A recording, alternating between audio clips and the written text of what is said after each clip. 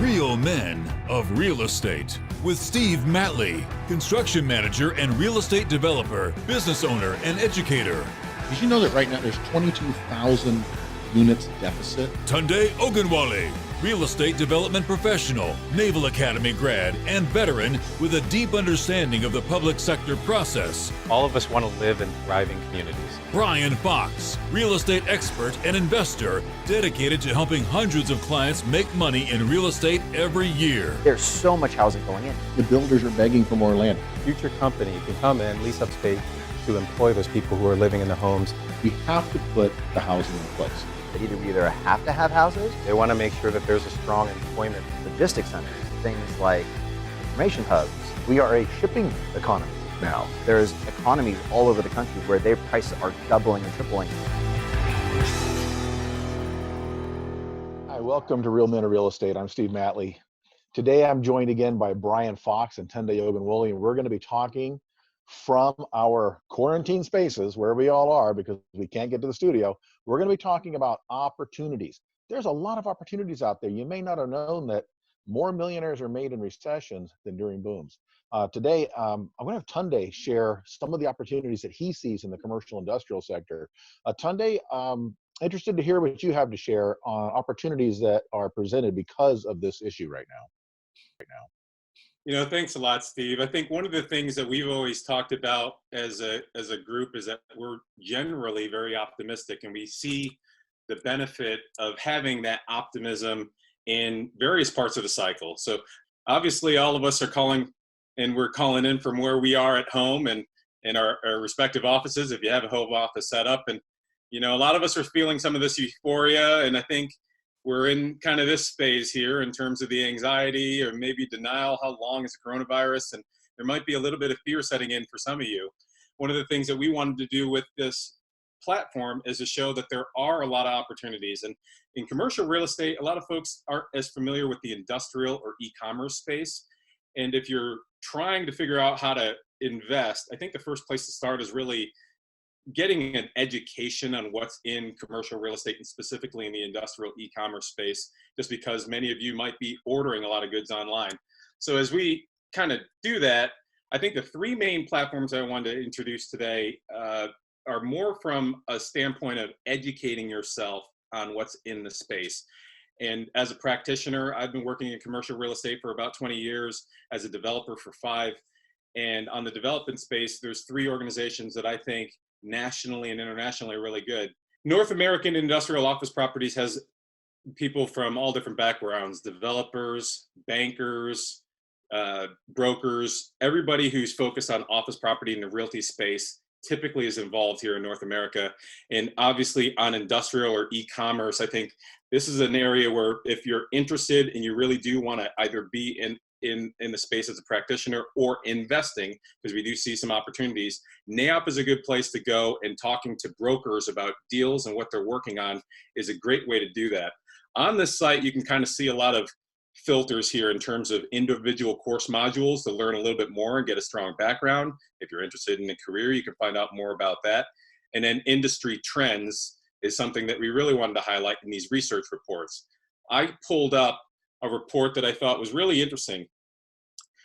This report kind of shows in early 2020 how people were looking at the industrial space. And if you look on the second paragraph here, you can see that last year we were thinking about the trade wars and how that might be impacting society. And many of the experts were acknowledging already, however, as the trade disputes dissipated, you could see that the first quarter 2020 there was poised for a rebound. And I think many of us realize that as practitioners. A lot of the deals that I'm working on, we've done pretty well because many of the retailers have been shifting their model to e-commerce. Nordstrom's, Amazon, Target, etc. They've all been shifting their models to e-commerce. So this research really highlights that. There's a couple different ways you can invest. You can look at the stock market and finding those real REITs or the real estate investment trusts. That's one way to go. Duke Realty, Prologis, and others, CBRE, they all have investments in the e-commerce space, and that's one way that you can get in. Or if you have capital, both equity or debt financing, you can invest on your own deal, either through a syndication, which Steve, you've often talked about on the land side. You could do that on the industrial space, on small industrial to start up and then grow to larger deals. If you had the sizable amount of capital, you can get in that way, or you can invest, like I said, on the REITs and look for some of those stock market shares in those firms that have an e-commerce bent to them. So NAIOP is one place that you can go. Another place that I highly recommend people who really want to make it not just part of their investment portfolio, but they want to have an access and opportunities globally is Urban Land Institute. As you can see by their website, they've got a presence all over the world. So if you're here in the United States or Southern California, where each of us are filming right now, obviously you click on the Americas and you can see all the different brokers, land use, entitlement attorneys. There's a lot of different resources within Urban Land Institute to get a real good flavor of the market. And specifically on the industrial side, you can really start looking at product councils. So I'm going to click on product councils so people can kind of see real estate is a product. Shopping centers are a product. Residential is a product. E-commerce or industrial is another product. And so if you really want to see where senior leaders are going in industrial, ULI, and following what's happening in Urban Land Institute and finding those practitioners in that space is a great way to go. And again, they're global, so there's a presence all over the world. And then the other resource that I wanted to kind of highlight for folks is we've talked in some of our other episodes that a minimum requirement for investing in a deal, you need to have a broker or somebody who finds a deal opportunity. You need to also have capital, whether it's equity capital that you saved up, or you're part of a syndication with other people pooling their resources together, or lending, or some combination of both, and attorneys. Those are the three: brokers, banker financing, and attorneys. You need them to do any type of deal. When it comes to finding an opportunity, I think SIOR, Society of Industrial and Office Realtors, is a great way to go. If you come to their page, they make it very clear. They're one of the most powerful commercial real estate networks. They focus on industrial and office. They're almost exclusively brokers and developers here. And if you're interested in talking to a broker to figure out what type of deal, what are they working on in your respective market, I think this is a great place to go. And you don't even need to find this type of information. You don't even need to have a membership to find somebody in your area. Now, is this only if we want to find someone because we're actually looking at buying a piece of property, or is this to just get educated and get up to speed? This is really more for somebody who's thinking, hey, I've invested in maybe residential in the past or some other product type, and they're looking to try to find a broker in industrial and figure out what those opportunities are. This is different than what I mentioned earlier, Steve, in terms of finding a stock opportunity like a real estate investment trust. But I thought that this is definitely a resource for those people who are really taking it to the next level and want to find those opportunities.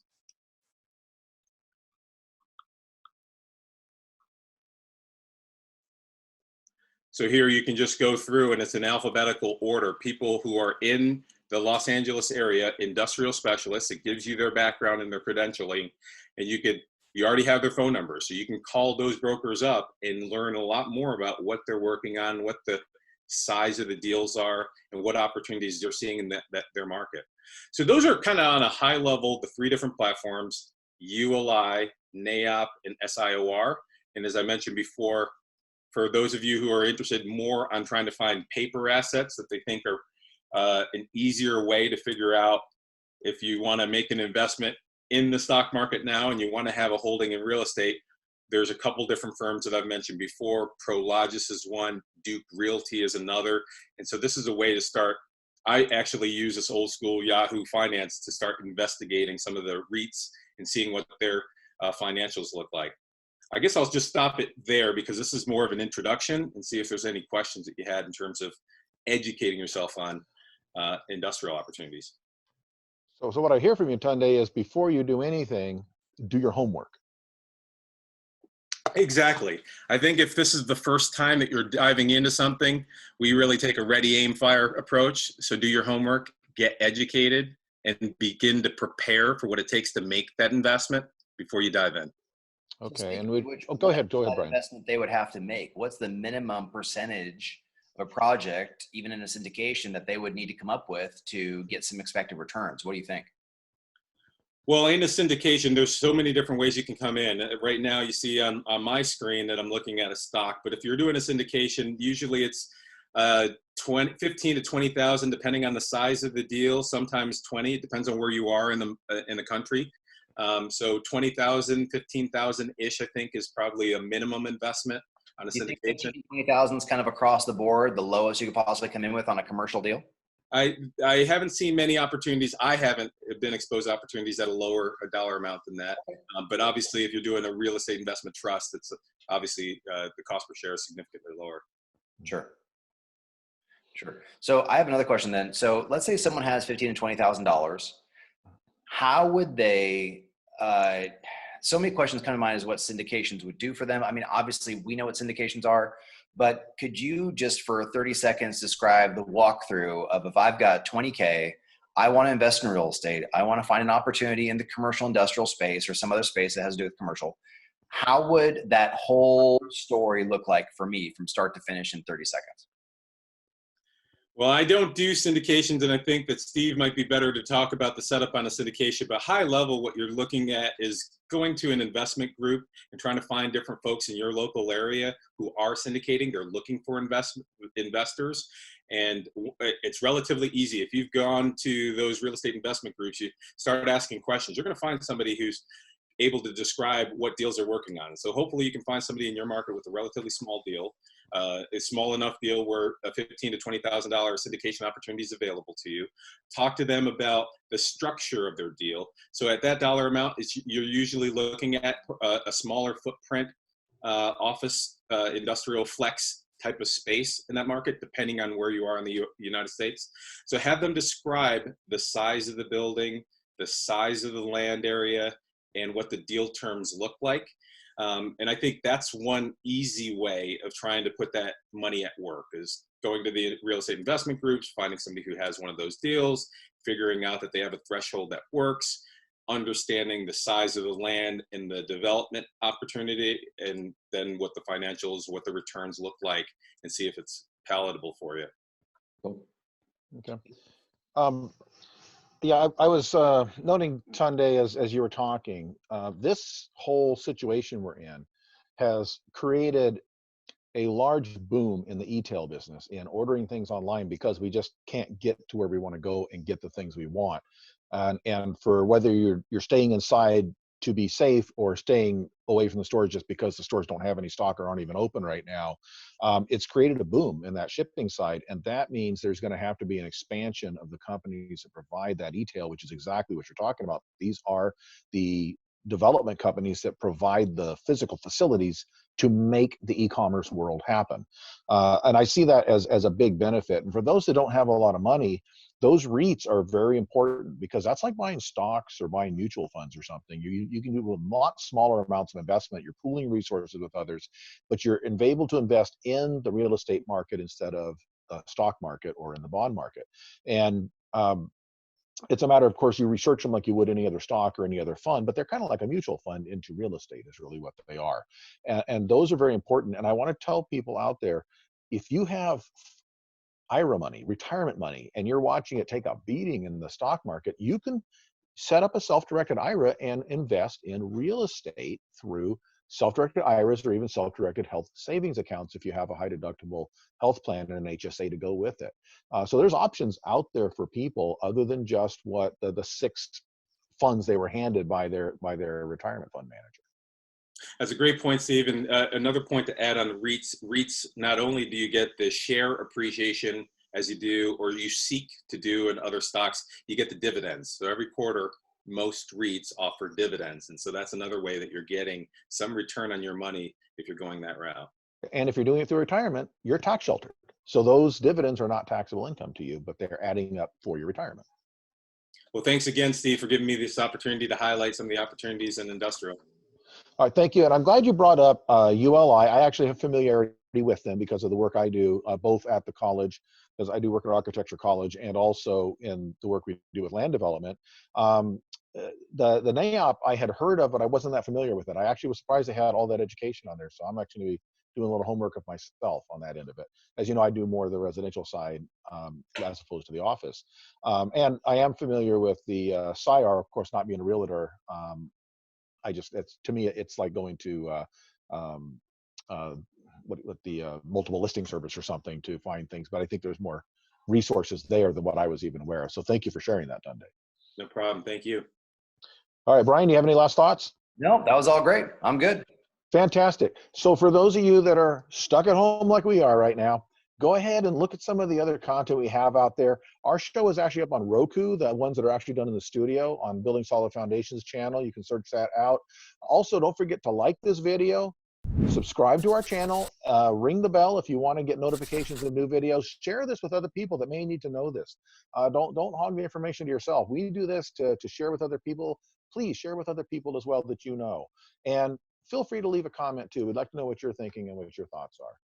Until next time, we'll see you. This is Real Men of Real Estate. I'm Steve Matley. Thank you to Brian Fox and Tunde Ogunwole, especially Tunde for sharing today on opportunities in industrial and commercial real estate. And we'll see you next time on Real Men of Real Estate. Stay healthy, stay well.